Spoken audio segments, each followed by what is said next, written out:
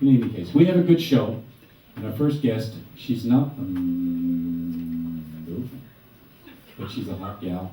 I'm really excited to have you here. I've known her for about 3 years. And we met where we used to do the show in Bonn at Fiddler's. And later I took over a karaoke show down there, and she was the barmaid at the bar.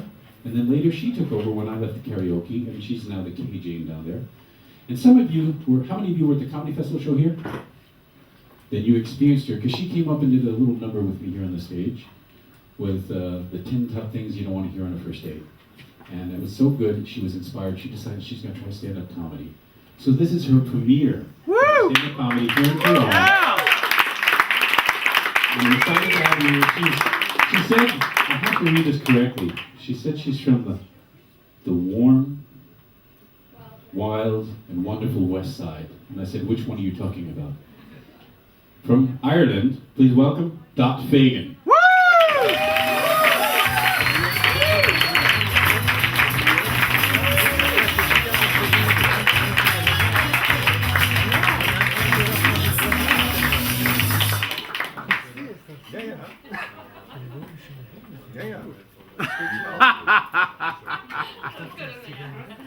Okay, so yeah,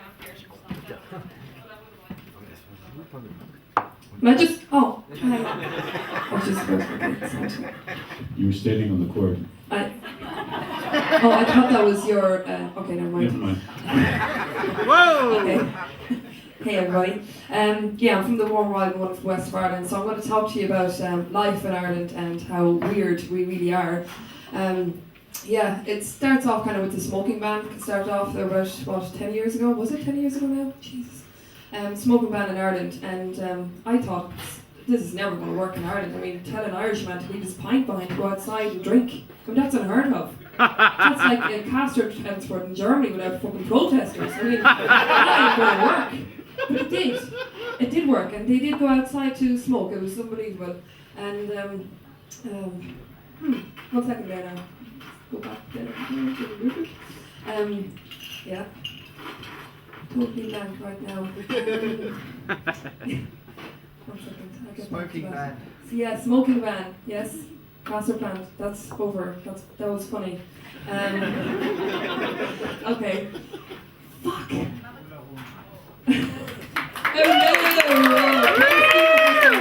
Thank you. Yeah, so the smoking ban. So, whatever. Totally fucked up. Anyway, We still love you! oh, cheers, Dennis. Yeah, smoking ban. Irish people. Okay, smoking ban. Okay, stop saying that. Oh, thanks. Yeah, so it definitely took some time to get used to. We kind of managed that, and the only thing I kind of really got used to is the smell in the bars and the nightclubs, because smoke covers up like body odors, and they do cover them up. It's unbelievable. I mean, did you know that Guinness was the Irish laxative? And tell me, it is. Right? If you go into a pub in Ireland now, you stay away from the Guinness drinkers, because if they lift their arse cheeks, you will smell what they ate that day and the day before. You do. It's disgusting. It is gross. That's why smoking ban in Ireland is bad, right? And nightclubs, don't talk to me about the puke, because that's just so because you see and smell. Yeah, something else that came into Ireland was the Euro, of course, and half of Europe, or most of Europe, kind of went with that. And that really took time to get used to. I mean, try to tell a 60-year-old Irish man that, you know, he's got a new currency, that takes time to get used to. And I used to work in a supermarket back in Ireland then, and this guy, farmer, I mean, he reads the Farmer's Journal each week just to keep up with the world news, you know, and try to teach him what this is, the new currency. So this guy, for instance now, his name is John Joe Maguire, and typical Irish man, and he'll come in and buy his pound of butter and his bread and some ham and some milk, because anything else would be too fancy or continental for him. And he'll come up to the counter, and John Joe, he's in his late 60s, he's got a stomach, well, it's big, right, and he's a tall guy, but this is just like too much Guinness drank, okay, obviously. So he'd come into the shop and he'd get his stuff, go up to the counter, and he'd just take his hand and put it in his pocket. And he's never, like this guy, he's just disgusting. He's never seen or used a toothbrush in his life. The fake teeth that he got, they were rotten, right? His hands were disgusting. There was cow muck from last year on it. Okay, so he'd come, this is beautiful, like he'd come into the shop and I was like, oh, fuck no, not this guy again. So he put his hand into his pocket anyway and take out a load of change, right? And take out a load of change, this is crazy, right? And he'd start dividing it up. I said, John Joe, what the fuck are you doing? Oh, you know, I have to sort this out now. I said, sort what out? Oh, well, you know, like, look at this now. That's not Irish. What's that? I said, that's from Germany, John Joe. Yeah, well, sure, I don't need that. You take that. You go to Germany, you take that. I said, no, John, it's the euro. You know, the euro for, like, Europe? I know, but sure, I never go to them countries, so I don't need that. I said, no, John Joe, this is like Europe for all of Europe to use, you know? I said, look, that's Italy. You keep that and you can use it.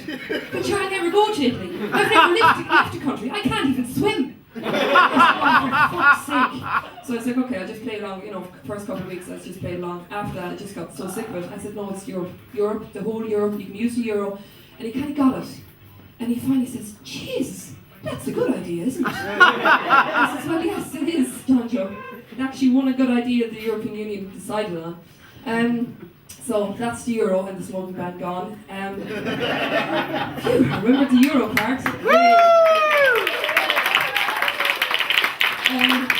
So, just I counted that, okay? It's euro, yeah, it's mine, yeah. So, when I was about 7 or 8, I stayed over in my my mom's cousin's place. So that would be like my second cousin, I think. Over in Germany, it's so weird. It's like a second cousin, once removed, twice put back forward, and I don't know whatever. They've got these really weird things about that. But anyway, I stayed in his house, and his daughter was about the same age as me.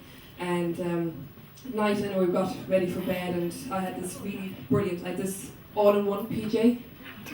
It was fantastic. It was blue, I remember that. It was blue, and it had buttons up here, and I was getting ready to go to bed. In the middle of the night, I had to go for a pee. And I've never done it since then. I swear to God, it's the worst experience ever. Got out of bed, opened the door. I was downstairs in the house, and had to go left. No, right.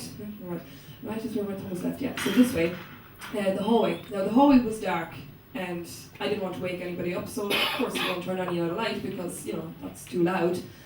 So I go up the stairs, and the stairs were wooden stairs, and they're really creaky. Okay, so of course I take my time to go up the stairs because I don't want to make noise. Okay, so I wake anybody up because that would be like so bad. Go up the stairs. About 5 minutes later, I'm on top of the stairs, and I'm really dying for a pee. And the hallway was completely black, and I've never been in this house before, and I was fuck. So I go to the light switch, and there's 4 light switches. I was like, which one do I take? Like, does that downstairs, does that turn on upstairs, whatever. So I was like, okay, so leave it off as well. Go down to the bottom of the hallway, because I knew where the bathroom was. But I started hearing this noise, and it scared the shit out of me. I've never heard it before. It was snoring. The father was snoring, and it was unbelievable, like... It was crazy. It was so bad. Never heard anything like it. I mean, he seriously has no sex life because fucking hell.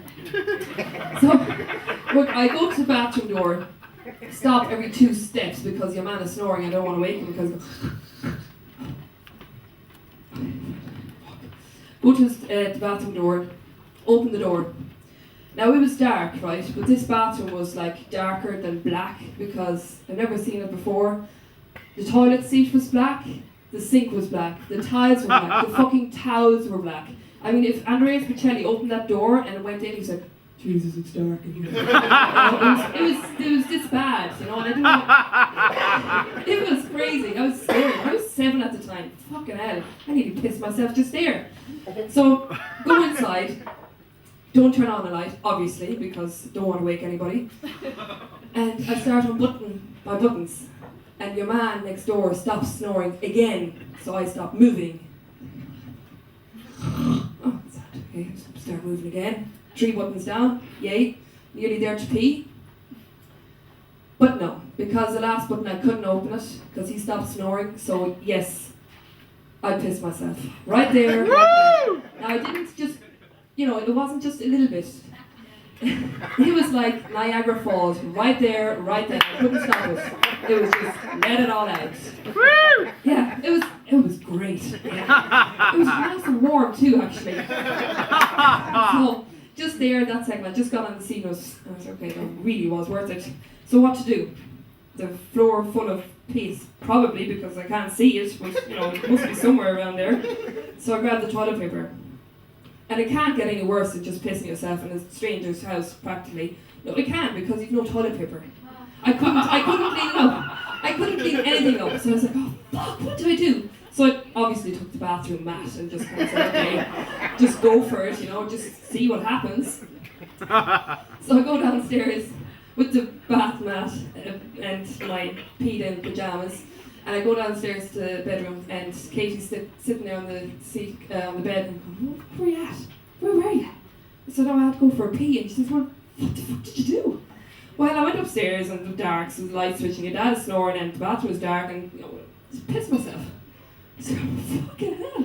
Why didn't you just use the bathroom next door? Okay, thanks. So that's me. Thank you very much.